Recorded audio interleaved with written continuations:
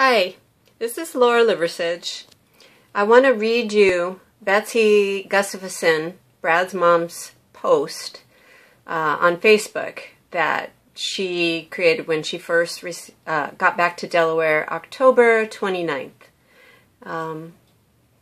It says, "My true story of the last 2 weeks. No movie would have had as much emotion, terror, uncertainty, twists, turns, and fervent prayers. Our journey of shock, horror, and terror started 2 weeks ago at 12:45 p.m.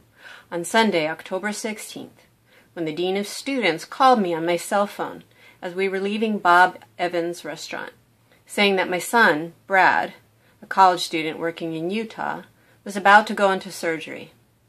He was in an accident. He had 2 broken legs and a broken arm, and that's all the details she had. And she says, and the dean called back to say, by the way, here's the hospital phone number. So she goes on to say, I booked flights for my husband and me the next day for Utah. Called the hospital, and they had no record of him. Called the Salt Lake City, Utah police, but neither could give me information due to HIPAA. I friended a friend of my son who called me at 11 p.m. with a little more information. I was still in shock for 3 days after that. Turns out he had surgery on his left leg, had a shattered tibia, at least 3 broken toes. They put in 2 metal plates and 20 screws. Right leg broken heel, toes also hurt. Right wrist broken bone. After 2 flights got to the hospital and to him by 11:30 p.m. Monday night. She says, it was so good to see his beautiful face, hair, torso, and all his organs and spine and back all okay. Thank God. He was in the hospital 11 days, and we stayed 1 night in the hospital, 7 nights in motels, and 3 nights in the Ronald McDonald House. On our way to our flight home Thursday, his left leg was bleeding through the cast, and I had to rush him back to the hospital. They got him on an IV, took x-rays, and redid his left cast, and then sent us on our way to the airport again. By that time, we just missed our flight, but with the emergency room papers in hand, they rebooked us for a new flight the next morning at 7 a.m. So did not return the rental car and did not get the borrowed wheelchair back, but did get back for the 3rd night at the Ronald McDonald House. They had a wheelchair. We collapsed in our room there. And 4:30 a.m. Friday, we were up, rushing out to return our rental car, get wheelchair from the rental place to United, and then to the gate. Made it exactly at 6 a.m.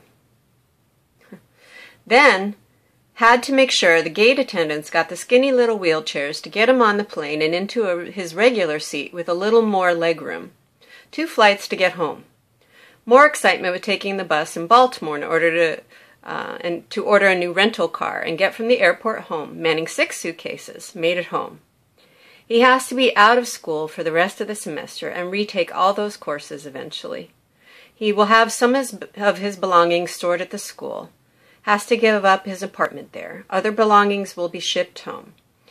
He will be home healing mentally, physically, and emotionally from this ordeal. And then she says, thank God to all our friends and relatives for your prayers.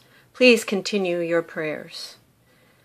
If you are able to contribute, we appreciate each and every amount you can donate towards Brad Gustafson's care.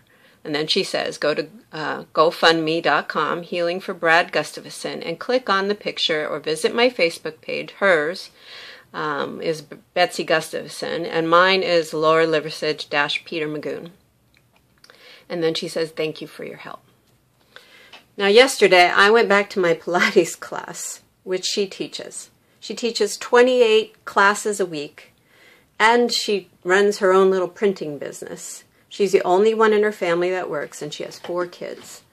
This is one of the hardest working women I know, and she's a great mom and a great person and a great asset to our community. She teaches senior fitness and really cares about all of us as we get older, and she just works tirelessly, and they struggle.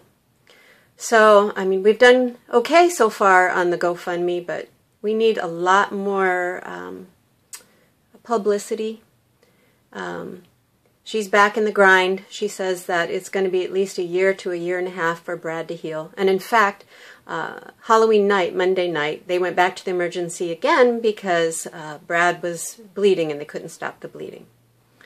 This is just the amount of stress, I can't even believe it. And this poor kid, too. He's just got a long road ahead of him. So please, guys, pray, pray, pray. And tell everyone you know.